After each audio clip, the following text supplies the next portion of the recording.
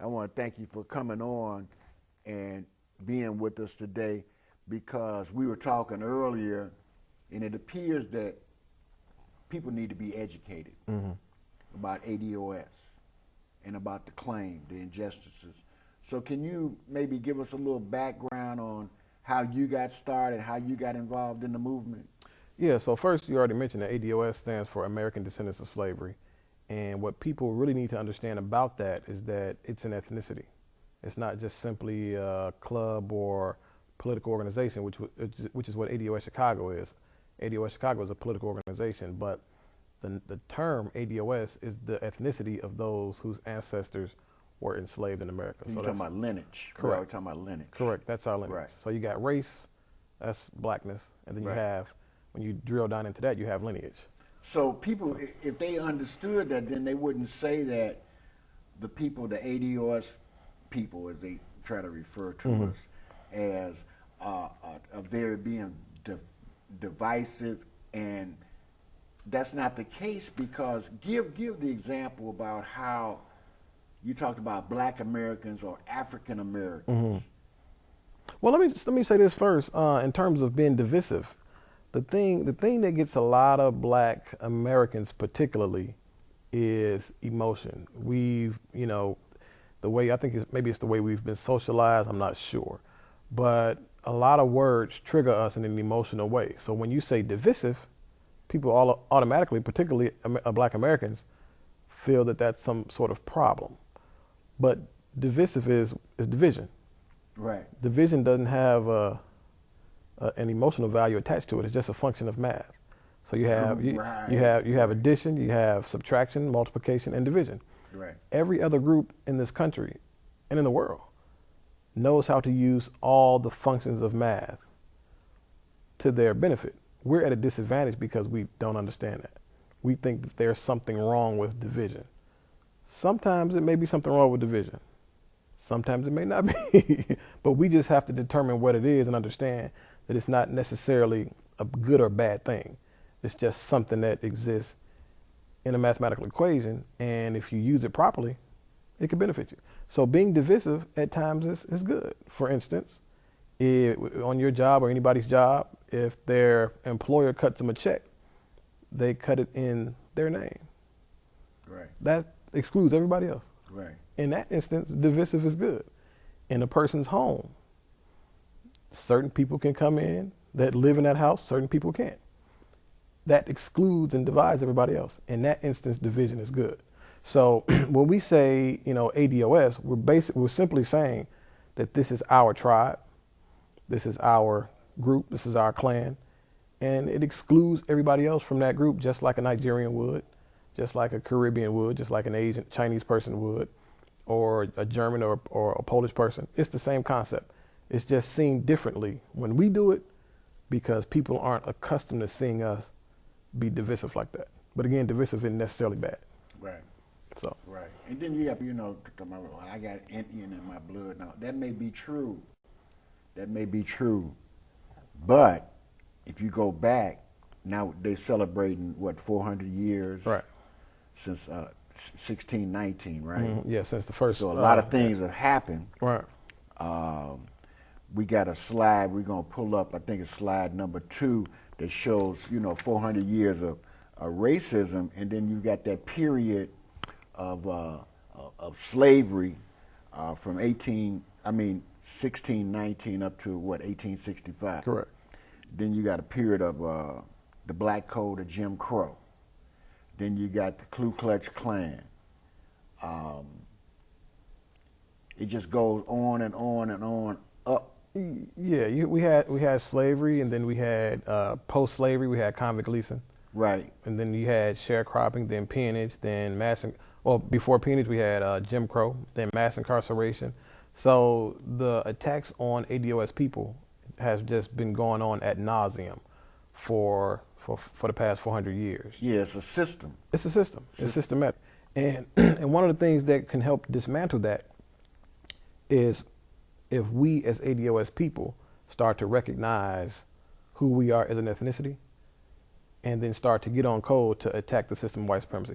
I don't think that the system of white supremacy is as unpenetrable as we think it is. I think we think that it's a perfect system. It's not. If enough of us get on code and enough of us begin to, and we don't need everybody, but if enough of us begin to recognize who we are, and what I mean by that is our ethnicity, and get on code in that regard, I think we can tackle white supremacy in an effective way. So let's roll back a little bit. This is 2019. We got a big conference coming up in October. We're going to bring that slide up, number 6, in a minute. This is the first ADOS conference in Louisville in October. How long have you actually been involved? I know last year you had Yvette Carnell, she was in town. Right. But prior to that?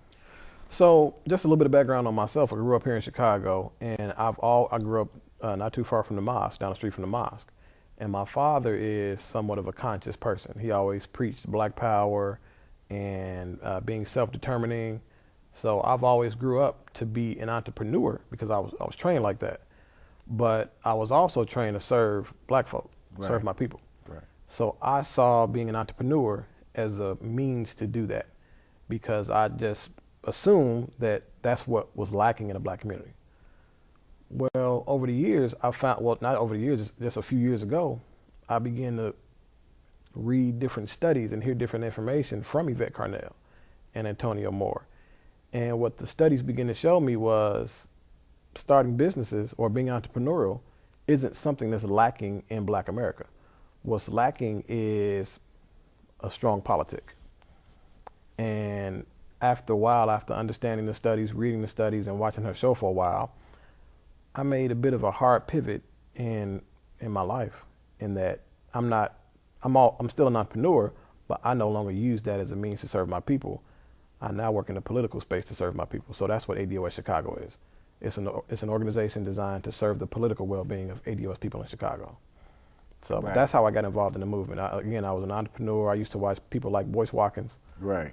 And Yvette Carnell was on his show. And I saw them, and I would watch her from time to time, but politics just wasn't my space, so I didn't, gravitate to what she was saying. Right. And then at some point, I saw he and her debate. Right. And they basically debated do for self versus being political. Right. And the first debate, it was just so compelling. It was just things I had never even considered that it gave me some pause. And I saw him debate again, maybe a few months after that. And that was kind of it. That was it. Yeah. And shortly after that, I started to do forums myself, because I figured if the information changed me that drastically, it could change other people also. So I started doing forums, and eventually was able to get in touch with Yvette. And she came down October of last year and did a keynote for us. Oh, so you were doing some forums before October last year? Yeah, I did a few forums before that. Was it centered around ADOS? It was the same thing. They were titled The Economic Exclusion of Black People in America. Okay. And the economic exclusion. Correct, of Black people in America. And it was basically to disseminate the information that I learned from Yvette and Antonio Moore. And again, I was able to get in touch with her a few months after that, and she came down, did a keynote. We had 100-some people show up, and from that point, we've been building this organization called ADOSChicago. Right. So. And one thing I noticed, somebody's talking about cut the check, the check. But I think what's going to happen is people that's talking about cutting the check, they know some type of injustice is taking place. But I think what they find, I've had some people say, I didn't know, I was saying cut the check, but I understand that based on the information, it's one thing to say cut the check, and somebody said, why should we cut the check? Then when they start getting more information on why there's a disparity with the wealth gap, for example, going back when Yvette came last October, what was the reaction of the people? Well, we advertised it for about a week and a half, and it filled up to a stand-only capacity, and what was the I don't want to say the hook, but what was the title of you did on Facebook, social media? Yeah, we advertised on Facebook, and she gave us a shout. She gave the forum a shout out on her show. Okay. And within a matter of a few days, it was filled to capacity. People. Yeah, like I said, we advertised it for like a week and a half. I didn't know how quick, and how quick it would fill up, and how how much of how powerful this information was, and how many people were, gravitating towards it. But again, in about a week and a half, it filled up. We had 100-something people show up, and it was very interesting because we had Yvette on the panel. She did the keynote, Right. and then we did the panel. So she was on the panel, as well as a do-for-selfer, which is what we call, folks who suggest that we don't need the government to become a whole community. So they had a bit of a debate, and it was, and the crowd was mostly ADOS. So it was a good time. And then we had a couple of detractors show up, and try to cause a stink, but wasn't no big deal. Wasn't a big deal. I think you can disagree without being disagreeable.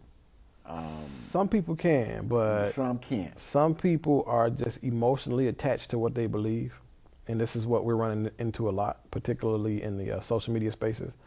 A lot of people are emotionally attached to what they believe, so information, facts, and data doesn't mean anything. But you talked about them being emotionally attached. Mm-hmm. I would say that you're emotionally attached to the facts. Correct. Where some people are just emotionally attached to what they think or feel.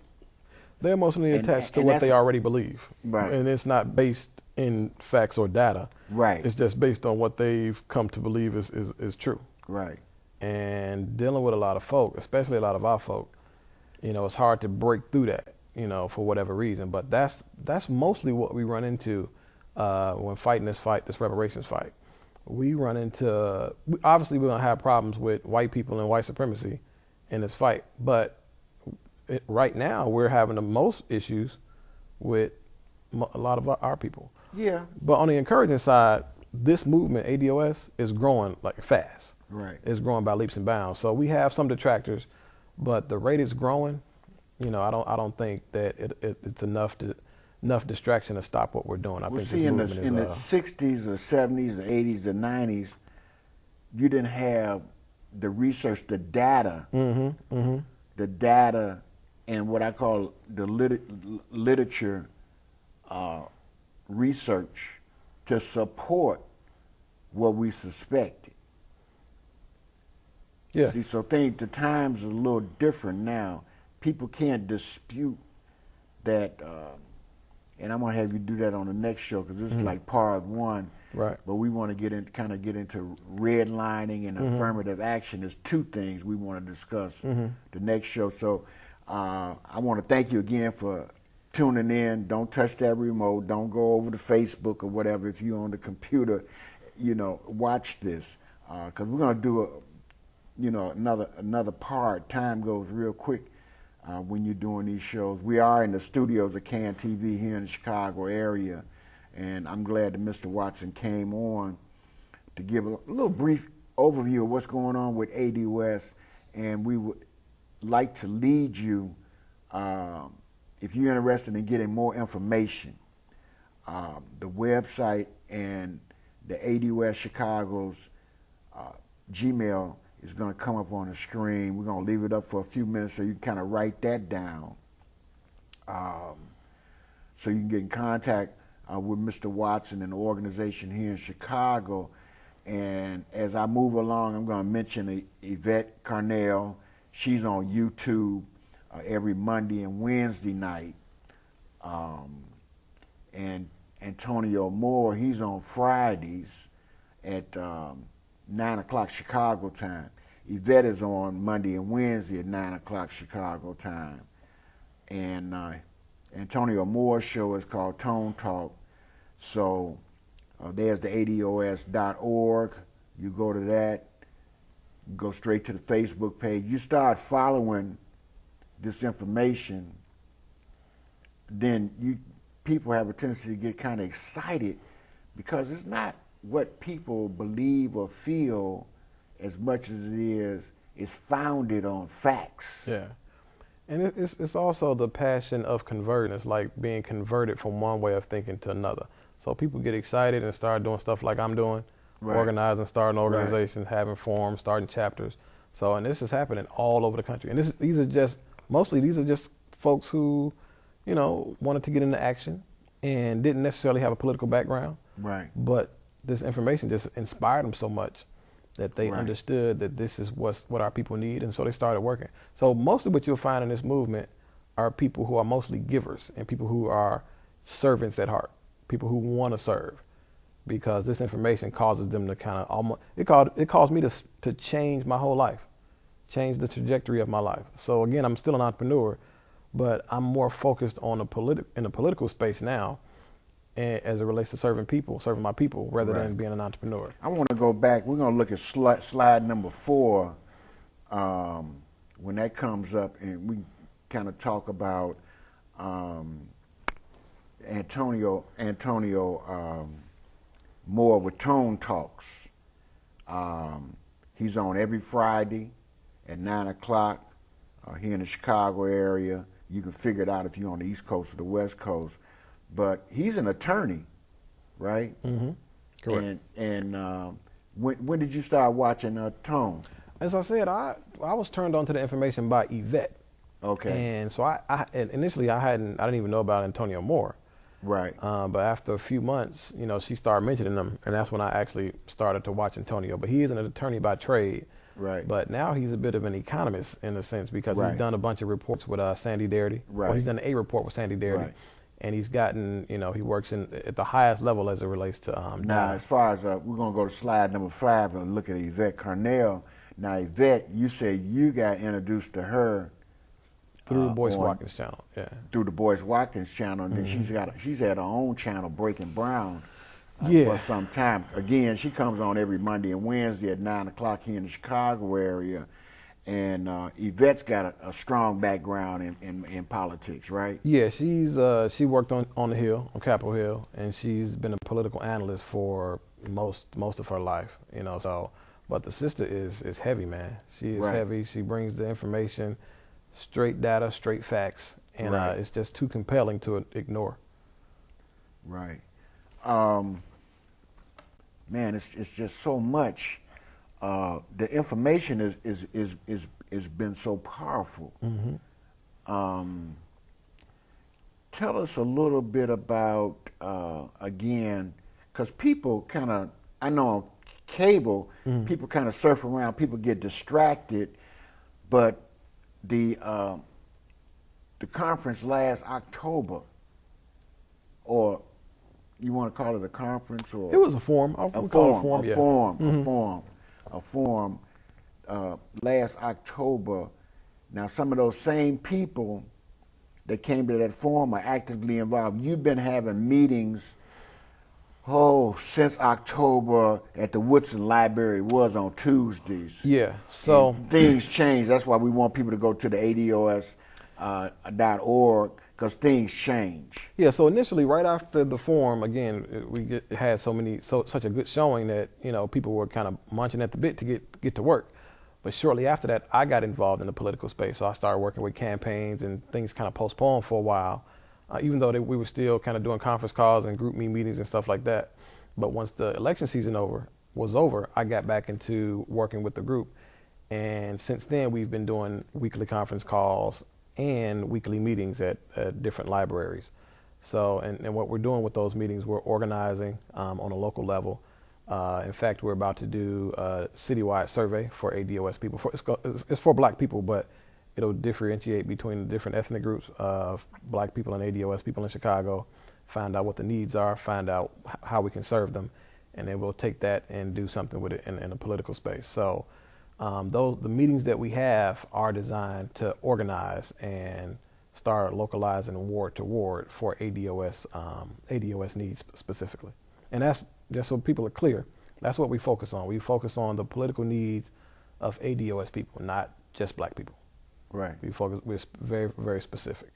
And there's ways and means, to determine that. No disrespect to anybody else, but as you said, you got African Americans, Black Americans, and then I think Tone had mentioned that back in 1965, you had like 0.03% of the quote-unquote Black Americans or African Americans were immigrants. Correct. So, And that population has grown, right?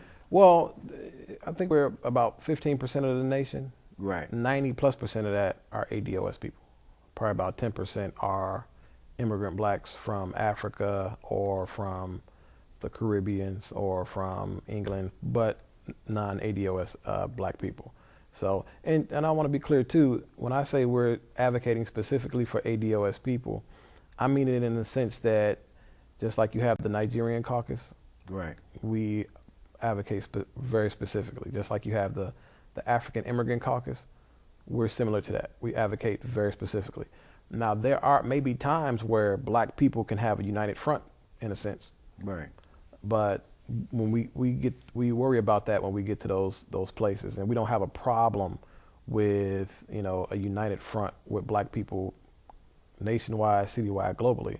But it's just at certain points things need to be divided, and you need to have certain barriers and boundaries, just like every other group does. It's just we've never had them.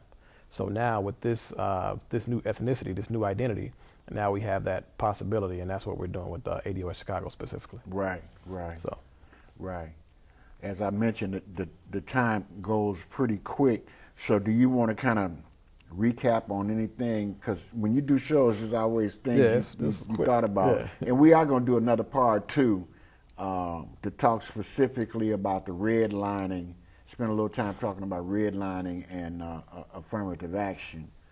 Yeah, and we'll on the next one we'll bring in some other folks, if that's okay. Right. That are kind of experts or are really in tune with certain information. Right. And let them kind of disseminate that information to the public as well. Right.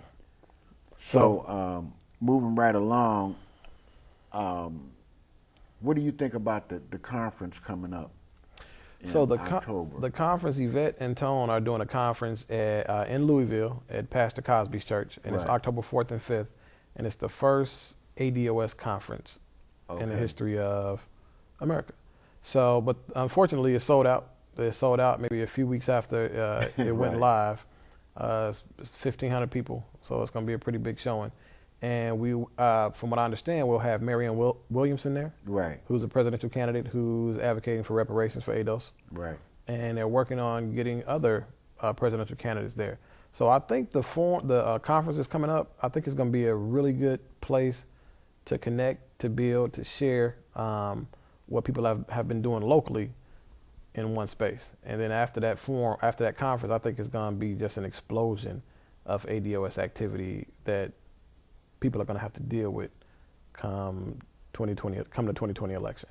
Right, and it's a lot of people that's online. That conference, again, it's on the screen, October 4th to the 5th. You can get more information by tuning in to Yvette Carnell on Mondays and Wednesdays at 9 o'clock on YouTube. And Tone is on YouTube with Tone Talks to get more information. Now, he's supposed to be streaming or something because that's sold out. Yeah, the conference sold out within a few weeks. I almost missed the tickets, in fact. But they're talking about streaming it. So from what I understand, it will be streamed. And we'll have that information on our Facebook page and our website. And our website will be up within the next few days. Right now, if you go to ADOSChicago.org, it goes directly to our Facebook page. You can join that. You can look for our Facebook fan page as well. Right. We have a Twitter page and Instagram, all the social media sites we have. But so the conference should be streamed, and as soon as we hear more information on that, we'll put that information out on our social media sites. Well, it's nothing like being, it's like going to church, that I call it high touch. Yeah. Being able to interact with people. Oh, yeah. That really helps. Streaming is one thing, but unfortunately, they had no idea.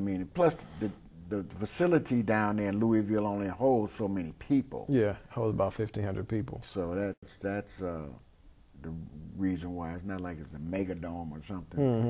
Mm-hmm. And I'm not too sure how effective that would. Sometimes things can get too big. Yeah. But eventually, I think this thing is going. I don't think this is a flash in the pan. I don't think it's like a Tea Party movement. The Tea Party was an organizing movement, but it was primarily AstroTurf. It wasn't really grassroots. Right. This is so grassroots.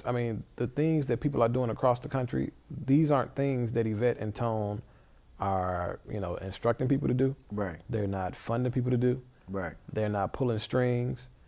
This is just people who are getting excited about the information and getting to work. So Right. it's the grassroots element of it is ridiculous, Right. and that's what's going to keep it going for. That's what makes this something that's here to stay, Right. and not just some flash in the pan. Well, we're just about out of time. Oh wow. Man, I told you it goes went quick. quick, yeah. So you got enough energy for us to do the Oh, yeah. second part. Oh, yeah. So I want to thank you for tuning in. Hopefully, one thing I like about YouTube is that you can replay this, share it with your friends, redirect them to Yvette Carnell and Tone with Tone Talks. That's like Monday, Wednesday, and Friday. You got a lot of good information. So right now, the clock is ticking down. So I want to thank you for joining us. You're going to hear the music in a second. I always say here at Talking Success, good, better, best. Never let it rest until your good is better and your better is best, and God will do the rest, especially for the ADOS movement. Until next time, have a super fantastic day.